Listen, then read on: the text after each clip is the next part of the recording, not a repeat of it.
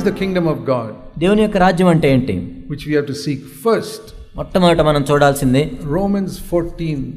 రోమా 14 మనం చూసినట్లయితే, If you seek this first, దీన్ని మొట్టమొదటిగా నువ్వు వెతికినట్లయితే then these 5 things I mentioned will be added to you. ఈ 5 విషయాలు కూడా అవే వస్తాయి. Romans 14:17. Roma Seek the 14:17. kingdom of God first. దేవుని యొక్క రాజ్యాన్ని మొట్టమొదట వెతుకుడి. What is the kingdom of God? ఏంటి దేవుని రాజ్యం? It's not eating and drinking. ఏదో దేవుని యొక్క రాజ్యం అంటే భోజనం పానం కాదు. That means don't live for eating and drinking. కేవలం భోజనానికి పానమునకు మాత్రమే జీవించొద్దు. Some people, their God is their stomach. కొంతమంది వారి యొక్క కడుపే వారి దేవుడు. They worship their stomach. వారి కడుపుని వాళ్ళు ఆరాధిస్తారు. Like people bow down before an idol. ఒక విగ్రహానికి వాళ్ళు సాగిలపడినట్లుగా. There are many believers like that. అనేక మంది విశ్వాసులు ఈ విధంగా ఉన్నారు. Oh stomach, what do you want? I'll give you whatever. ఓ కడుపు, నీకేం కావాలి అది నేను నీకు ఇస్తాను. Every day, what do you want? I'll give you that. ప్రతిరోజు నీకేం కావాలి చెప్పు. And if the wife does not make it exactly like that, భార్య ఖచ్చితంగా ఆ విధంగా చేయనట్లయితే, they are very angry with this wife because they cannot worship their stomach that day. భార్య మీద ఎంతో కోపడతాడు, ఎందుకంటే తన కడుపుకి ఆరాధన చేయలేకపోయాడు సరిగా. And they go waste their money in so many restaurants every day because they worship their stomach. రోజుకి ఒక రెస్టారెంట్కి వెళ్తూ డబ్బులన్నీ పాడు చేస్తూ ఉంటారు. I'm not against you're going to restaurant, that's okay. అంటే మీరు రెస్టారెంట్కి వెళ్ళకూడదని నేను చెప్పట్లేదు, వెళ్ళొచ్చు. I'll tell you why. ఎందుకో నేను చెప్తాను. Because sometimes you must give your wife a holiday so you can go to restaurant. That is a good reason. కొన్నిసార్లు నీ భార్య వంట చేయకుండా ఆమెకి సెలవు ఇవ్వాలనుకుంటే మీరు రెస్టారెంట్కి వెళ్ళొచ్చు. You say, see darling, you don't cook today, we'll go to. ఈ రోజు మన ఇంట్లో నువ్వేం వండొద్దు, మనం బయటికి వెళ్దామని చెప్పొచ్చు. But that is not why most people go to restaurant. కానీ చాలా మంది రెస్టారెంట్లకు అందుకు వెళ్ళరు. It's because they worship their stomach. ఎందుకంటే వాళ్ళ కడుపులను వాళ్ళు ఆరాధిస్తారు, అందుకు వెళ్తారు. It says that in Philippians 3. Philippi 3 మనం చూసినట్లయితే, I'm not telling you stories which are not in the Bible. బైబిల్లో లేని కథలు ఏవో చెప్పట్లేదు మీకు నేను. Philippians 3. Philippi 3 verse 19. 19 the middle. మధ్యలో మనం చూస్తాం. Their God is their stomach. వారి కడుపే వారి దేవుడు. You saw it? చూసారా? It's in the Bible. బైబిల్లోనే ఉంది అది. Their God is their stomach means they are bowing down to their stomach. వారి కడుపే వారి దేవుడు అంటే ఏంటంటే వాళ్ళ కడుపుకి వాళ్ళు ఆరాధిస్తూ ఉన్నారు, సాగిలపడుతున్నారు. It says here such people, verse 18, are enemies of the cross of Christ. వాళ్ళు సిలువకు శత్రువులుగా నడుచుకొనుచున్నారు. 18వ వచనం. Did you know that? మీకు తెలుసా ఆ విషయం? Because verse 19, their mind is on earthly things. ఎందుకంటే వాళ్ళ మనసు ఎప్పుడు కూడా భూ సంబంధమైన వాటి అందే ఉంది. It says in 1 Corinthians 6. 1 కొరింథీ 6 మనం చూసినట్లయితే, 1 Corinthians and chapter 6. 1 కొరింథీ 6వ అధ్యాయం verse 13. 13వ వచనం. Food is for the stomach and stomach is for food. భోజన పదార్థములు కడుపునకును, కడుపు భోజన పదార్థములకు నియమింపబడి ఉన్నది. But one day God will do away with both. దేవుడు దానిని వాటిని నాశనం చేయను. Stomach is not to be worshipped. కడుపు అనేది మనం ఆరాధన చేయడానికి కాదు. You give the food necessary for it. ఏదో మనకు అవసరమైన తినాలి. So Romans 14:17 says, రోమా 14:17 ఏం చెప్తుందంటే, Kingdom of God is not food and drink. దేవుని యొక్క రాజ్యము భోజనమును పానమును కాదు. So if food and drink is the main thing in your life, నీ జీవితంలో భోజనం పానమే ముఖ్యమైన విషయాలుగా ఉంటే, these 5 things will not be added to you. ఈ 5 విషయాలు కూడా నీకు అనుగ్రహించబడవు. Then you have to take care of yourself. అప్పుడు నీది నువ్వే చూసుకోవాలి. ఇంకా But here is the kingdom of God.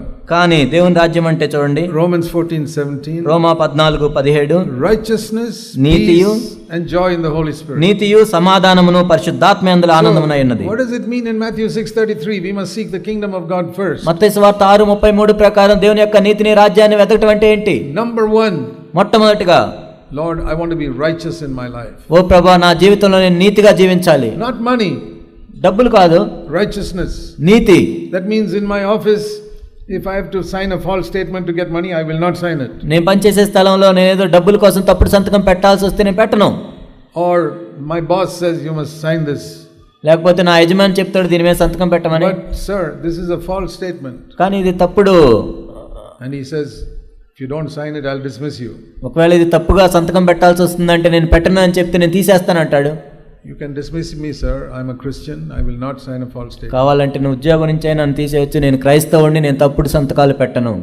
I said that to my senior officers in the Navy. నేను నావికాదళంలో ఉన్నప్పుడు నా సీనియర్ ఆఫీసర్కి నేను చెప్పాను. When I was 23 years old. నాకు 23 సంవత్సరాల వయసు ఉన్నప్పుడు. I had 2 stripes on my shoulder as an officer. ఒక ఆఫీసర్గా నా భుజానికి 2 స్ట్రైప్స్ ఉండేవి. And my senior officer had 4 stripes. నా సీనియర్ ఆఫీసర్కి 4 ఉండేవి అలాంటివి. And he asked me to do something. ఆయన నన్ను పలాని చేయమని అడిగినప్పుడు I said, I'm sorry, sir. I'm a Christian. That is against my conscience. నేను క్రైస్తవుడిని, అది నా మనస్సాక్షికి విరోధం, నేను చేయలేనని చెప్పాను. It's a false statement. I cannot sign it. అది తప్పుడు సంతకం పెట్టాలి, నేను పెట్టను. Okay. He transferred me within half an hour. అర్ధ గంటలో నన్ను బదిలీ చేశాడు వేరే ప్రాంతానికి. Okay, fine. సరే, మంచిది. I decided.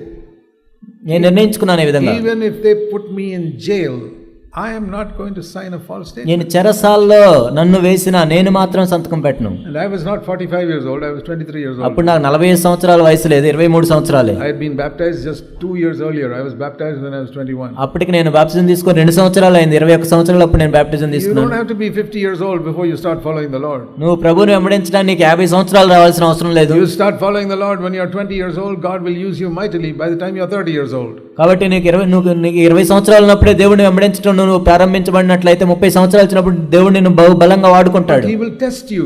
కానీ నిన్ను పరీక్షిస్తాడు దేవుడు. Like when they make this metal for the aeroplanes, they test the metal before making aeroplane with it. విమానాలకి మెటల్స్ చేసినప్పుడు దాన్ని వాళ్ళు పరీక్షిస్తూ ఉంటారు. Then only they can make an aeroplane with it. అప్పుడు మాత్రం విమానం చేస్తారు దాని ద్వారా. If it fails the test, they say this is too weak metal. We cannot use this for it. ఒకవేళ పరీక్షలో అది ఫెయిల్ అయినట్లయితే దాన్ని ఉపయోగించరు. So God is testing young people. కాబట్టి యవ్వనస్తుల్ని దేవుడు పరీక్షిస్తూ ఉన్నాడు. Will you be righteous in your life? నీ జీవితంలో నీవు నీతిమంతునిగా ఉంటావా? You will not do what is wrong. తప్పుడు విషయాలను చేయకుండా. It is not only once. Many senior officers I had to say, I'm sorry sir, I cannot do that. I'm a Christian. నా జీవితంలో ఒక్కసారి కాదు, ఎంతో మందికి ఎన్నోసార్లు నేను చెప్పాల్సి వచ్చింది, నేను క్రైస్తవుడిని, నేను చేయలేనండి అని. I find so many people are ashamed to acknowledge they are a Christian. నేను క్రైస్తవుడిని అని చెప్పుకోవడానికి చాలా మంది సిగ్గుపడుతూ ఉంటారు. They work in banks and offices and all, they are afraid to say they are a Christian. మన బ్యాంకుల్లో ఆఫీసుల్లో పనిచేసేటప్పుడు నేను క్రైస్తవుడిని అని చెప్పుకోవడానికే సిగ్గుపడతారు చాలా మంది. I see non-Christians who proudly proclaim I'm a non-Christian. క్రైస్తవేతరులు నేను క్రైస్తవుని కాదు అని వాళ్ళు ఎంత గర్వంగా చెప్పుకుంటారు. How do they do it? ఏ విధంగా చేస్తారు వాళ్ళు? There are marks on their forehead saying I am a non-Christian, I am a Hindu. వాళ్ళు నుదుటి మీద బొట్లు అవి పెట్టుకొని నేను హిందువుని క్రైస్తవుని కాదని ఎంతో ధైర్యంగా చెప్తారు. They are not ashamed of it. వాళ్ళు దాని గురించే సిగ్గుపడరు. They wear that wherever they go. వాళ్ళు ఎక్కడికి వెళ్ళినా అలానే వెళ్తారు. Only Christians are afraid to let people know I am a Christian. మనం క్రైస్తవులను భయపడుతూ వెళ్తుంటాం, అయ్యో నేను క్రైస్తవుని అని తెలిసిపోతుందేమో. I have seen these non-Christians in their offices. They'll have a big calendar with a picture of an idol there. అనేక మంది క్రైస్తవేతరులు పెద్ద క్యాలెండర్లో వాళ్ళ విగ్రహాల బొమ్మలు పెట్టుకొని ఉంటాయి. In their office. వాళ్ళ ఆఫీసుల్లో. Which Christian will put a calendar with a Bible verse on it? ఏ క్రైస్తవుడు ఒక బైబిల్ వచనం ఉన్న క్యాలెండర్ తన ఆఫీసులో పెట్టుకుంటాడు? I would do it. నేను చేస్తాను. I would keep a Bible on my table. నా టేబుల్ మీద నేను బైబిల్ పెట్టుకుంటాను. I'm not ashamed. I'm a Christian. నేను క్రైస్తవుడిని, నేను సిగ్గుపడాల్సిన అవసరం లేదు. God tested me like that for 2 or 3 years. 2-3 సంవత్సరాలు దేవుడు నన్ను అలా పరీక్షించాడు. So many situations. అనేక పరిస్థితుల ద్వారా. And then when I was 24 years old, నాకు 24 సంవత్సరాలు వచ్చేసరికి He called me to serve Him. దేవుణ్ణి సేవ చేయటానికి నన్ను పిలిచాడు. It's like I was selected for something very important.